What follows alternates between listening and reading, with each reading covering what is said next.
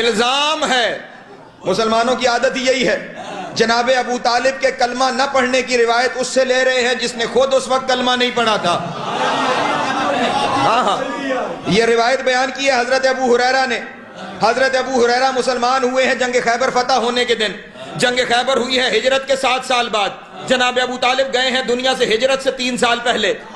کون سن رہا تھا؟ وہ ہجرت کے 7 سال بعد اور وہ دنیا سے گئے ہجرت سے 3 سال پہلے۔ اور ویسے بھی یہ ان کے اپنے مزاج ہیں، جو روایت بیان وہ کرتے ہیں نا، وہی جو روایت بیان کرتے ہیں، وہ کہتے ہیں رسول ان کے کان میں کہہ رہے تھے کلمہ پڑھ لو، اور وہ ان کے کان میں کہہ رہے تھے نہیں پڑھتا، سرگوشیاں اور کلمہ پڑھ لو، نہیں پڑھتا۔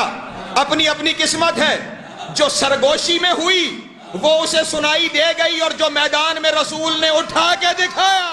میرا مرشد، میرا آقا، میرا سلطان علی، میرا وارث، میرا